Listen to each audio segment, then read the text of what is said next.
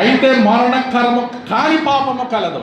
మరణకరమైన పాపం ఉంది, మరణకరము కాని పాపము కూడా. అందుకే నువ్వు చేసి ఇప్పుడు మనం చేసిన దాన్ని బట్టి నేనేం చేయలేదయ్యా మరణం. ఇప్పుడు చిన్నపిల్లలు ఉన్నారండి, చిన్నపిల్లలు నా యొద్దకు పరలోక రాజ్యము వాళ్ళది అన్నాడు దేవుడు. వాళ్ళకి ఏం తెలియదు, 10-12 సంవత్సరాల వరకు వాళ్ళు చనిపోతే పరలోకి వెళతారు తప్పకుండా. కానీ ఆజ్ఞాధిక్రమము పాపము లేదని అంటున్నారు. కానీ ప్రియులారా, మరణకరమైన పాపం 2 రకాలు ఉన్నాయి ఇందులో. అదే చెప్తున్నా, మరణకరము కాని పాపం ఉంది, మరణకరమైన మరణకరం కాని పాపం. ఇప్పుడు పిల్లలు చనిపోతే వాళ్ళకేం మరణకరమ కాని పాపం, అది వాళ్ళకేమీ వర్తించదు అది. కానీ మరణకరమైన మరణం, ఇప్పుడు నువ్వు ఉన్నావు, నీకు నాకు తెలుసు కదా. ఇప్పుడు తెలియని వాళ్ళు చనిపోతే పిల్లలు పరలోక రాజ్యం వెళతారు, వాళ్ళేం నరకానికి వెళ్ళారు. కానీ నువ్వు మరణకరమైన పాపం ఉందని తెలిసి కూడా తెలిసి ఎరిగి పాట పాడతాం కదా, ఎరిగి చెడిపోతిని యేసుని గాయమురే పీతిని మోసపోతి నిన్ను దృష్టి దొలగితి దాసుడ నన్ను. అంటే ఎందుకు మోసపోయావు, ఎందుకు ఎరిగి చెడిపోతున్నావు అండి? ఇప్పుడు ఎరిగి చెడిపోతున్నావు, పాడమాడుతున్నావు. ఎరిగి అంటే నీకు తెలుసు, ఎరిగి అంటే ఏంటి? మరణకరం ఏదో తెలుసు, మనకు కానిదేదో పాపం ఏదో తెలుసు. అందుకే పాపం అనేది మరణకరము కాని పాపం ఉంది, మరణకరమైన పాపం ఉంది. సకల దుర్నీతియు పాపమని చెప్తుంది బైబిల్. కాబట్టి ఈ పాపం అంటే ఇంకా చాలా రకాలు ఉన్నాయి. మొట్టమొదటి ఇప్పుడు మీరు పాపం అంటే ఏమనుకుంటున్నారండి అమ్మా?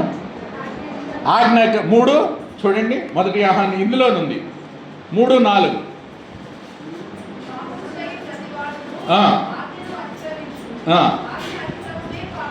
చూడండి, ఆజ్ఞ అతిక్రమమే పాపములను తీసివేయటానికి ఆయన.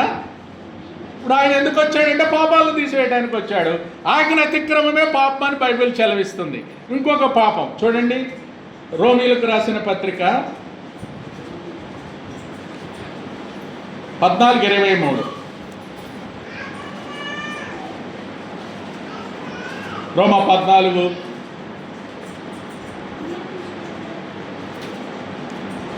ఎంతసేపు చదువుతున్నారు మీరు?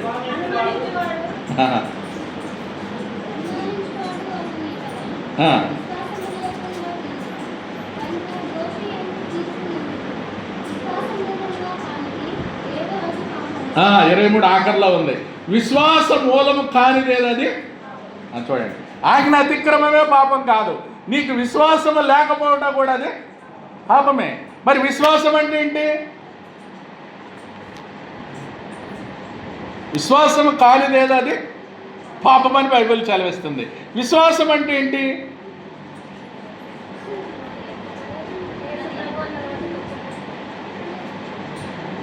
ఆజ్ఞ అతిక్రమం పాపం అన్నాం మొట్టది. రెండో పాపం విశ్వాసము కానిది కూడా 14:23లో రోమా. మరి విశ్వాసం అంటే ఏంటి? హెబ్రీ 11:1. మీకు ఎన్నిసార్లు నేనే చెప్పినట్టు గుర్తొస్తుంది కానీ మీరు చెప్పట్లా. విశ్వాసం అనేది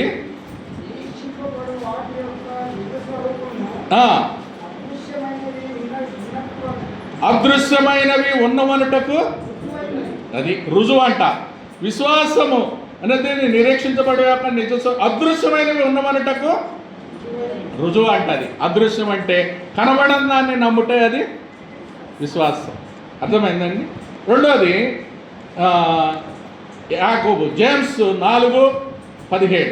ఇంకొక పాపం ఉంది చూడండి, యాకోబు 4:17.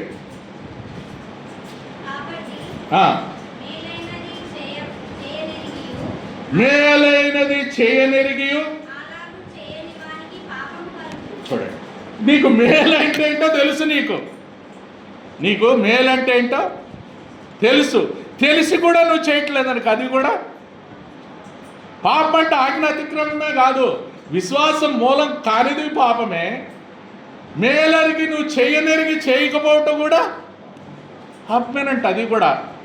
పాపం అంటే నానా రకాలు అంటారు. ఇప్పుడు సంఘాలన్నీ మనకి ఇవన్నీ ఇప్పుడు ఎవరు రాట్లా. సకల దుర్నీతి పాపము, మరణకరమైన పాపము, మరణకరము కాని పాపము, విశ్వాసమూలం కానిది పాపము, మేలరిగి చేయనెరిగిపోవట పాపము. మరి పాపానికి విరుగుడేంటి ధర్మ. కాబట్టి అమూల్యమైన రక్తం. అందుకే సమయాలు కూడా అంటాడు. సమయాలు ఏమంటాడు తెలుసా? ప్రార్థన చేయకపోవటం కూడా పాపం అన్నాడు ఆయన. నువ్వు ప్రార్థన చేయకపోతే కూడా అది పాపమే. పాపం అంటే ఏదో కాదండి. అందుకే నానా రకాల పాపాలు ఉన్నాయి. అందుకే మరణకరమైన పిల్లలు ఉన్నారు. ఇప్పుడు మనకు వయసు వచ్చింది, నువ్వు ఎరిగి చెడిపోయినావు అనుకో, పాపం అది. చిన్నపిల్లల పాపం అంటలా. చిన్న బిడ్డలు నా యొద్దకు రానీడు ఇలాంటి వారిది వాడు పరలోకం వెళ్తారు పిల్లలకి.